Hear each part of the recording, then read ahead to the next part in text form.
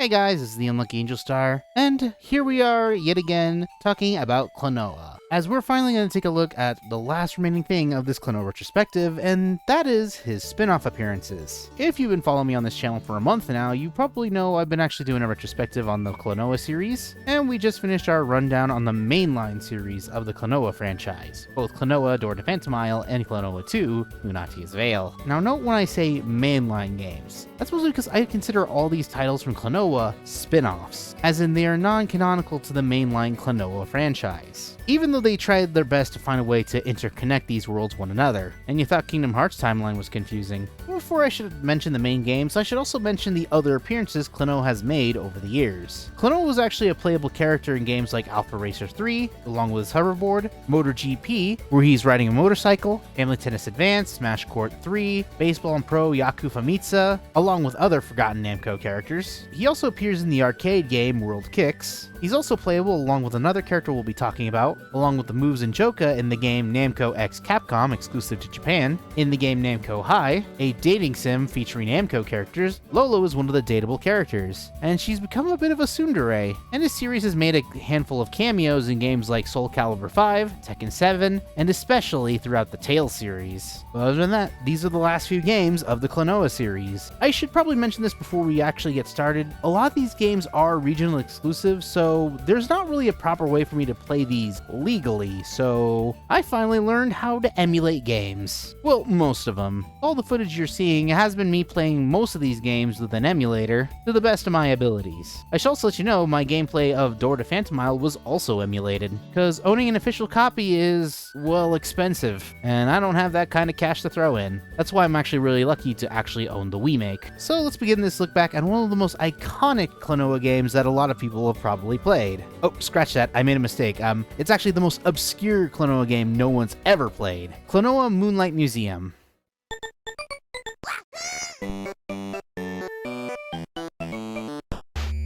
Klonoa Moonlight Museum was released in 1999 and was both developed and published by Namco, more specifically a special team that was made for the idea of these Klonoa games, aka Klonoa Works, an entire studio dedicated to making Klonoa games. The reason I state this is because Yoshizawa returned as a director for this game while working on both Moonlight Museum and Lunatia's Veil at the same time, which I've already made references to back in my Lunatia's Veil video if you haven't seen it.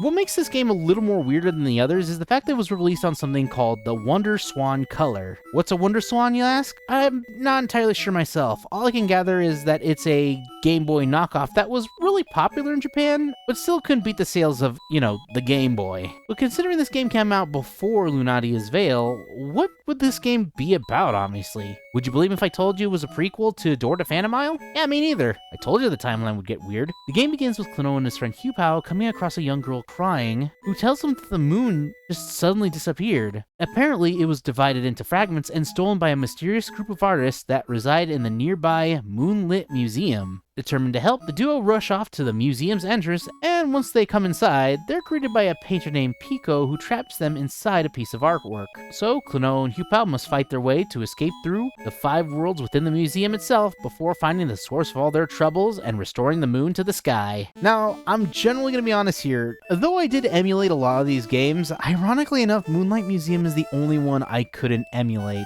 I didn't really know how to actually emulate Moonlight Museum because I'm still new to this emulation thing. So to make up for it, I'm actually using footage and gameplay I actually looked at by the YouTube channel The Shelly. So go check out their channel if you want to see the entire playthrough yourself. The game was emulated into English, but as mentioned before, the Wonder Swan was exclusive to Japan, so this was another one of those Klonoa games that never did leave out of the country of origin. But from what I could gather from the gameplay, it just plays like, well, Klonoa. Walking, hovering, picking up and throwing enemies. Typical Klonoa stuff. I know that's not much to really go off of, but that is what I kind of see. But the gameplay is vastly different from the mainline Klonoa games. As most Klonoa games, you have to go from the beginning of a specific level all the way to the very end. Instead, you actually have to navigate through the entire level using Klonoa's platforming to its best of its abilities, what I'm calling a puzzle platformer. So you have to use specific enemies or items to actually navigate through the entire level to reach the very end. but not without collecting a few collectibles. Specifically, you have to collect 3 moon pieces before you can actually exit a level. There are also 30 jewels that you can collect, which are no longer used for lives, and are more for collectibles and bragging rights. What's also really interesting is there's not really any bosses in this game. It might have to do with the Wonder Swan's limited hardware, but I could be wrong. But it was actually really interesting to learn about Moonlight Museum. It's basically a Klonoa game as obscure as Klonoa himself. It's a pretty neat thing to know about, but of course a physical copy and the console itself would go for quite a hefty price. Sadly, emulation is the best way to play this game if you can find it. But there is also another way to actually play Moonlight Museum, just in a vastly different way, leading us to the title that I was actually hinting towards, that I'm pretty sure most people have kind of played, that being Klonoa Empire of Dreams.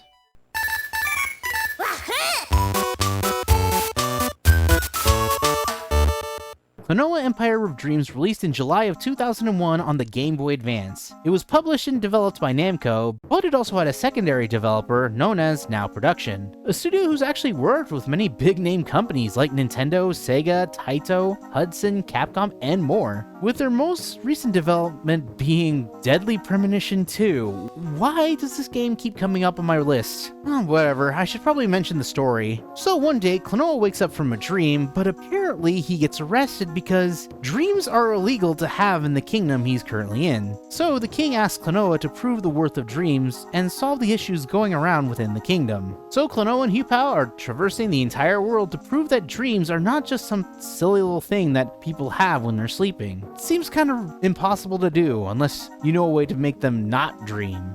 Doesn't really matter. Now, I did mention that you don't really have to play Moonlight Museum. That's mostly because Empire of Dreams is basically a remake of Moonlight Museum, just with a different story. The gameplay itself is practically the same in every way. Heck, even the collectibles that you have to use to get to the level are the exact same. Though I'm not sure if the games are level-by-level creations, with some additional bells and whistles, but there are some additional levels that are actually in this game, such as the return of the hoverboard, but this time in 2D, but it's not as fun as the 3D ones in my general opinion. You mostly just use these to actually collect gems within the level, and that's kind of it. There's also bonus auto-scrolling levels, and I hate these. Not many people are really big fans of auto-scrollers, but I could probably give you a good reason why I don't really like Klonoa with an auto-scroller. The speed within the auto-scrolling is either too fast, or the screen in the Game Boy is a little too small to actually make me go as fast as I should. So there are moments where I feel like I kind of screwed up. This is also a big problem considering the fact that you can't really go backwards just to pick up something or to actually save yourself from certain situations. I do like the idea that Klonoa is one of the few puzzle platformers in gaming that is actually pretty enjoyable, even though it doesn't really follow any of the mainline games.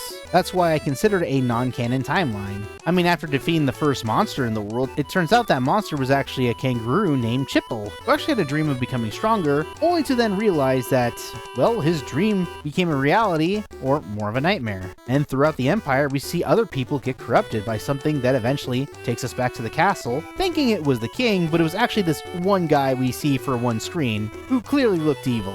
We saved the day, we proved that dreams were not a bad thing, only to figure out that it was all the king's dream. Hence he's named the Empire of Dreams. Oh look, just like the game. Klonoa Empire of Dreams is a unique way to bring Klonoa onto a handheld, and it embraces the idea of Klonoa being a puzzle platformer really entertaining. The game was not just good enough to get a sequel in the year 2002, but also 2 other games within the same year. Yeah, 2002 was potentially the year of Klonoa, as 3 Klonoa games came out within the same year, but the distribution of the games was very convoluted and confusing. We'll get to that later. Let's first talk about Klonoa 2 Dream Champ Tournament.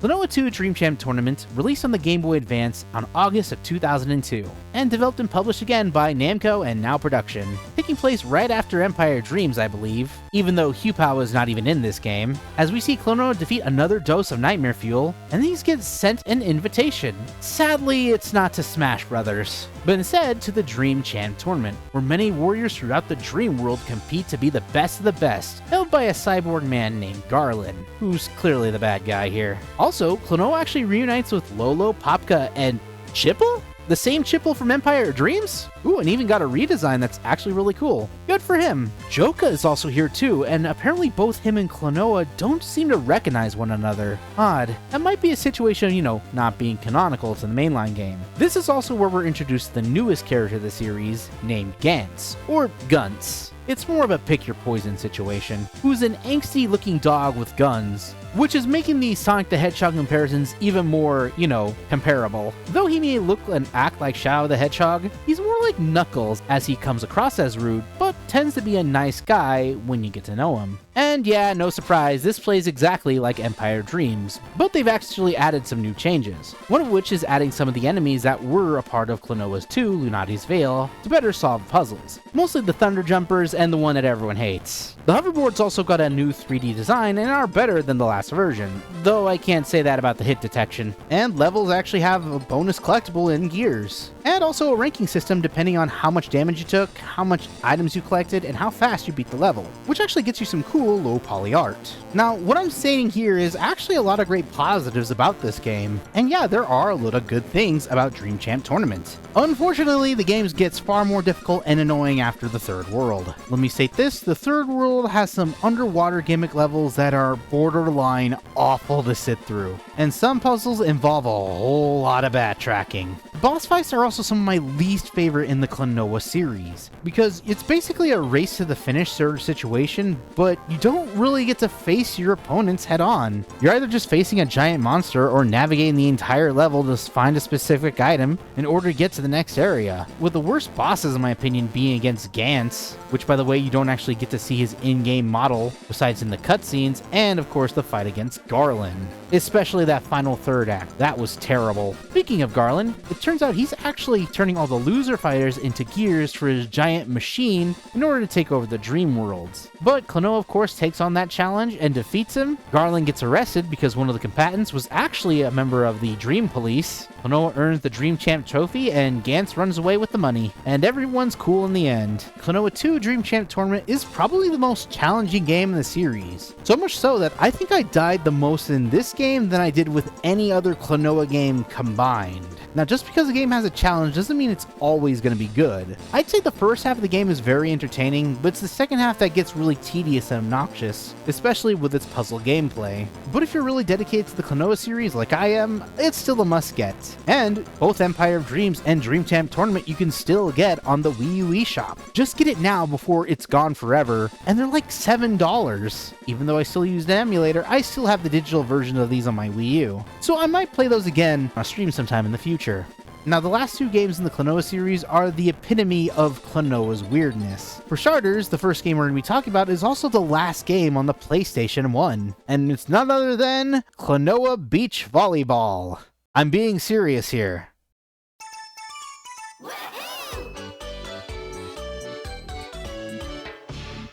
Klonoa Beach Volleyball released in April 2002 on the PlayStation 1 exclusively in Japan and Europe, and was published by Sony and Namco and developed by Namco. There's actually no story to this whatsoever on account of, it's a multiplayer game. All I can generally say is I think everyone's just entering a tag team volleyball tournament just for fun, and the point of the game is to play beach volleyball. First to get 10 points actually wins. If you're familiar with the rules of volleyball, you can only touch the ball up to 3 times. Considering it's a multiplayer game, it's actually one of the first Klonoa games where you can actually play as different characters from the series. You can play as Klonoa, Lolo, Popka, Joka, Lerina, Tat, Chipple, and one of the best characters, Moo. Or specifically, his name is Heart Moo, so he's fairly different from the other Moos. You can also unlock 2 different versions of Garland, Gantz, who's the first character you actually unlocked, who made his first debut in this game of all things, because Dream Champ Tournament didn't release until August, and Nahatum? You mean final boss Klonoa Door to Phantomile Nahatum.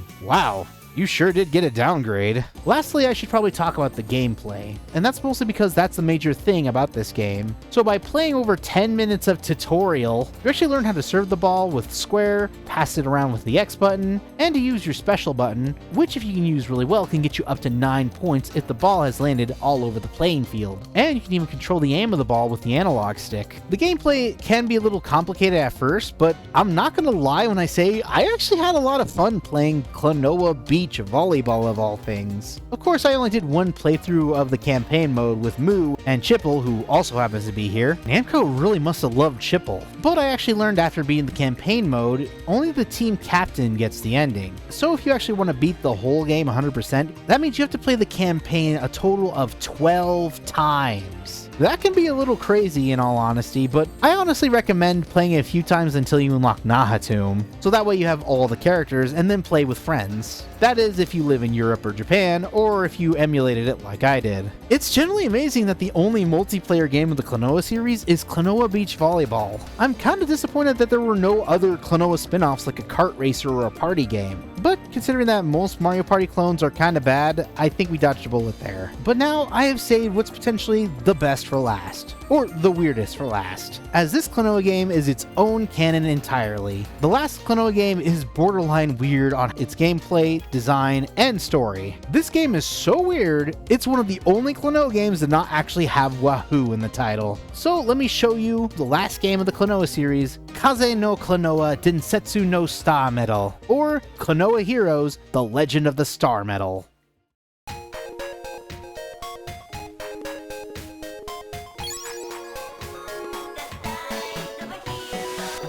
Klonoa Heroes Legend of the Star Medal released in December of 2002 and was developed and published yet again by Namco, and was also exclusive to Japan. Considering this was exclusive to Japan, I was lucky enough to actually find a English patched version that worked.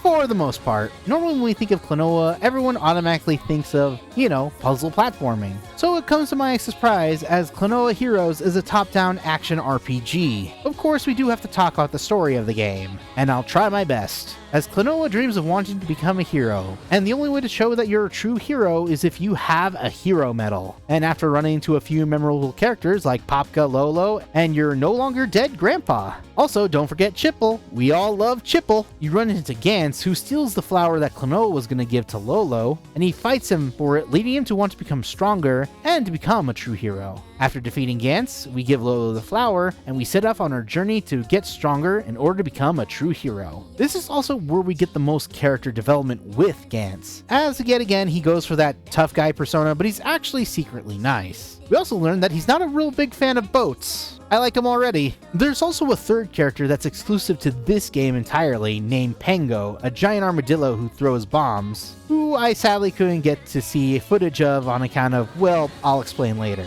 So a top-down action RPG is actually how it sounds like, having a top-down adventure similar to Legend of Zelda, with shooting or hack-and-slash gameplay that gives you EXP and stat boosts, similar to, well, a lot of action RPGs. While Klonoa normally used the wind ring for platforming, this time we actually see him use it as a weapon, which kind of goes against the idea of the original game, but I'm not gonna lie when I said I had a really interesting time. Not to mention, the wind ring is also capable of changing into different weapon types, like a blade, a mallet, and many other more, which I sadly couldn't see. You actually get two different energy waves, either blue or red, that does damage to specific enemy types. You also get a super attack later on in the game for specific characters, if you have the gear that lets you use special attacks. And once when you get characters like Gantz and Pango, you can actually switch between them on the fly. When it comes to collectibles, obviously for an action RPG, you can collect and equip items to help you on your journey. Though the most useful item I've learned to collect is health. You get hurt real easily in this game, and when you die, you have to go all the way back from the beginning of the level you started, and that can get pretty annoying.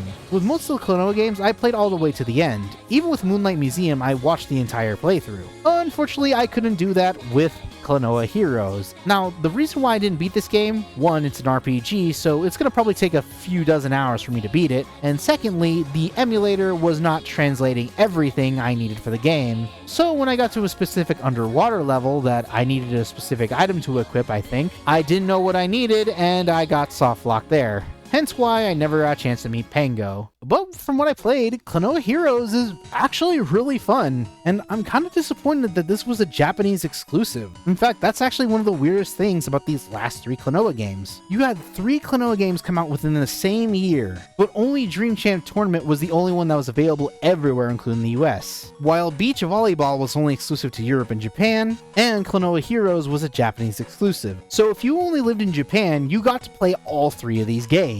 While in Europe, you only got 2 of them, and the US of A got only 1 title. Beach volleyball, understandable. The PlayStation already outlived its life, and we were already on the PS2 era. But a Klonoa RPG would actually be really kind of cool. But I'm kind of surprised that a lot of people never got this version of the game. And just like the Klonoa series, most of these games were forgotten to obscurity. Also, I should mention this, why was the Wii version of Klonoa also available on the Wii U eShop? I mean, yeah, the game didn't sell well, but if they put it on the Wii U eShop, maybe it could have had some resale value for the Wii U. I mean, I could be wrong, but that would also mean that all these Klonoa games wouldn't be so expensive. Luckily, this isn't the end of Klonoa, as for the third final time I'm mentioning it, Klonoa is finally getting his much-needed comeback that everyone has been waiting for with the Fantasy Reverie series. As much as I really enjoyed the mainline Klonoa games, I would be kind of disappointed if the other Klonoa titles never got a re-release, and looking back at all these games, a lot of them are fairly enjoyable. The mainline ones are still the best Klonoa has ever been. Empire of Dreams is also a very entertaining handheld version of this game. Moonlight Museum seems like a really cool